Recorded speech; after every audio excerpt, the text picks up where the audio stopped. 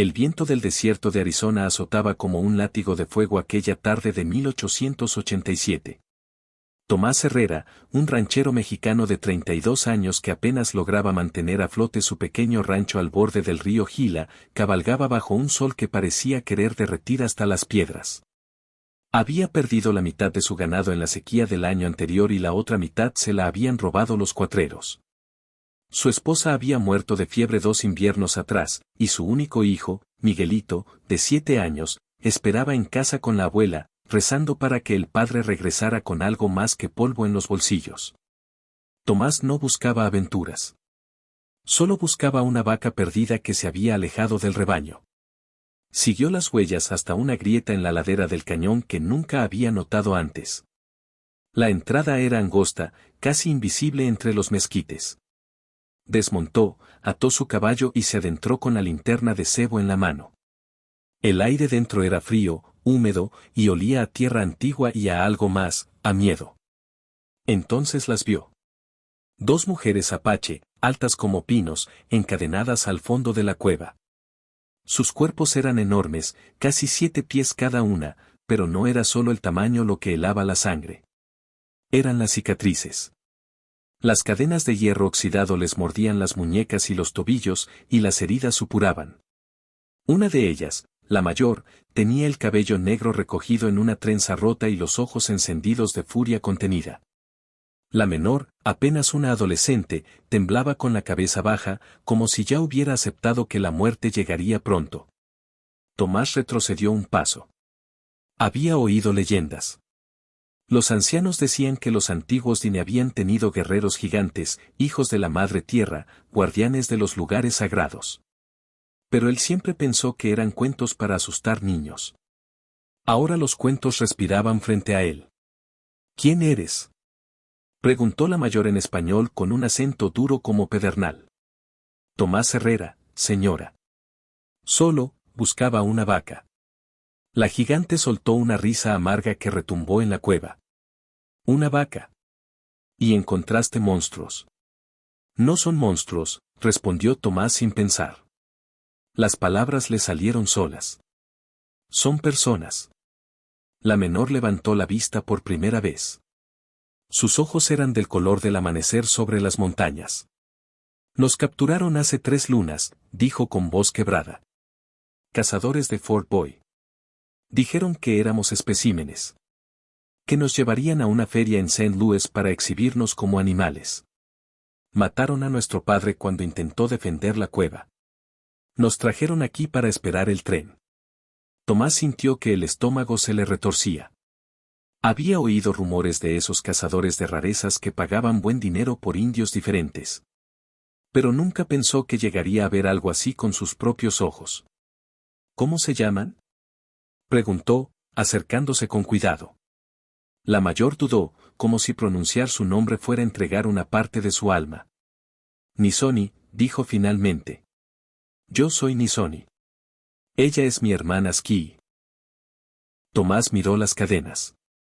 Eran gruesas, de las que se usan para sujetar locomotoras. No había forma de romperlas con las manos. Necesitaba herramientas. Necesitaba tiempo.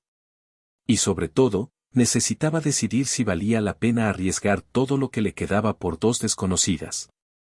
Se quitó el sombrero y se rascó la cabeza llena de polvo. Voy a volver, dijo. Traigo lo que necesite. Pero si me ven ayudándolas, me colgarán. A mí y a mi hijo. Nisoni lo miró fijamente. Entonces vete, ranchero. No te pedimos nada. Tomás sintió vergüenza. Vergüenza de su miedo, vergüenza de su pobreza, vergüenza de un mundo que permitía que algo así sucediera. No, dijo. Mi mujer solía decir que la medida de un hombre no está en lo que tiene, sino en lo que está dispuesto a perder por hacer lo correcto. Voy a volver. Salió de la cueva con el corazón latiendo tan fuerte que pensó que el caballo lo oiría. Cabalgó hasta el rancho cuando ya caía la noche. Su suegra, doña Refugio, lo esperaba en el porche con Miguelito dormido en sus brazos. ¿Encontraste la vaca, Tomás? No, mamá. Encontré algo más importante. Le contó todo. La anciana se santiguó 3 veces. Estás loco, hijo. Si te atrapan. Entonces Miguelito tendrá que aprender a vivir sin padre, como yo aprendí sin madre. Pero no puedo dejarlas allí. Doña Refugio lo miró largo rato. Luego entró a la casa y salió con el crucifijo de plata que había pertenecido a su propia madre. Llévate esto. Y llévate también el martillo grande y la barra de hierro del taller. Y toma el caballo negro, es más rápido. Tomás besó la frente de su hijo dormido y partió de nuevo hacia la cueva bajo la luna llena. Cuando regresó, las hermanas seguían allí, pero algo había cambiado. Asquí lloraba en silencio. Nisoni cantaba una canción apache tan baja que parecía más un lamento del viento. Ranchero, dijo Nisoni al verlo. Pensé que no volverías. Los hombres como yo no tenemos mucho, pero tenemos palabra. Trabajó toda la noche. Golpeó las cadenas con el martillo hasta que los brazos le sangraron. Usó la barra para hacer palanca. Cada golpe resonaba como un trueno en la cueva. Al amanecer, las cadenas cayeron con un ruido metálico que pareció despertar a los espíritus de la montaña. Nisoni se puso de pie lentamente, como si sus huesos hubieran olvidado cómo sostenerla. Asquí se abrazó a su hermana y lloró contra su pecho. ¿Qué hacemos ahora?, preguntó Tomás, exhausto. Tenemos que volver a nuestra gente, dijo Nisoni. En las montañas Chiricahua. Pero los soldados nos buscan. Si nos encuentran, entonces los llevaremos por caminos que solo yo conozco, respondió Tomás. Cruzaremos el río al amanecer. Mi rancho está cerca de la frontera. Desde allí pueden seguir al norte. No hubo tiempo para más palabras. Los 3 salieron de la cueva justo cuando el sol asomaba. Tomás montó a Asquí detrás de él.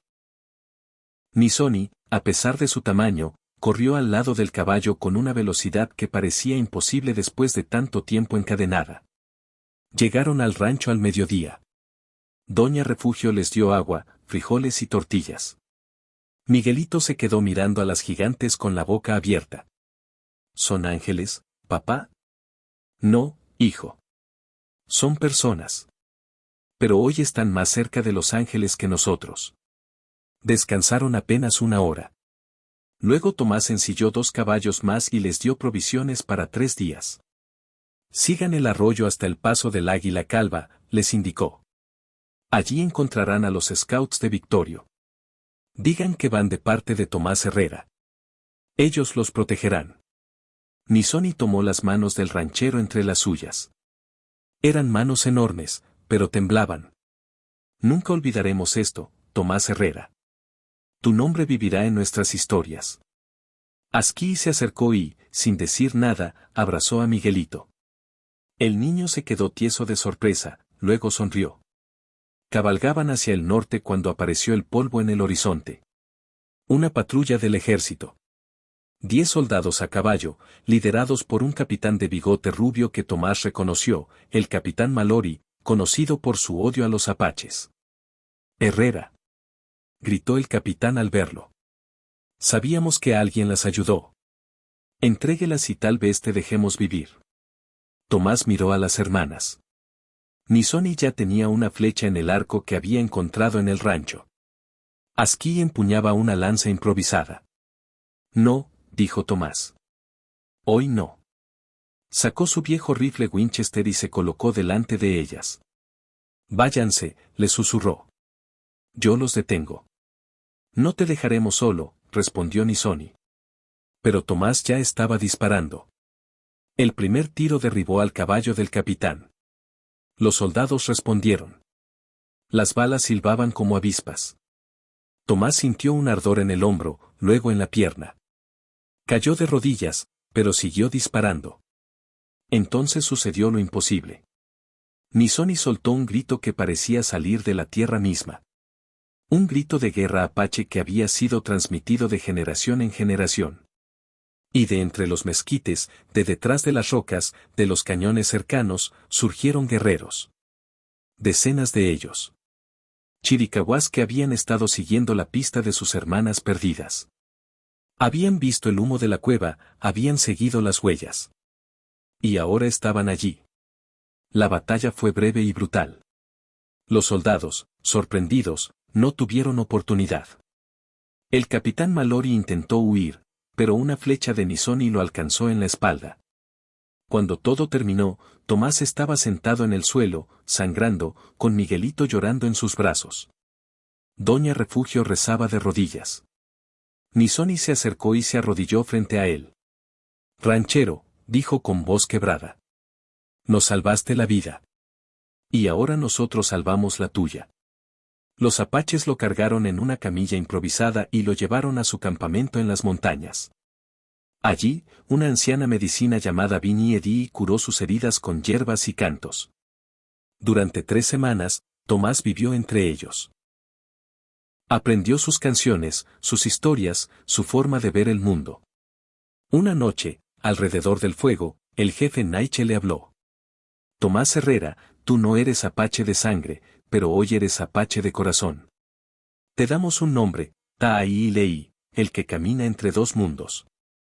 Tomás lloró. Lloró por su esposa muerta, por su hijo que casi quedó huérfano, por las hermanas que casi murieron encadenadas, por un mundo que todavía podía ser salvado por un acto de bondad. Cuando regresó a su rancho, las cosas habían cambiado. Los apaches dejaron ganado en sus corrales como agradecimiento.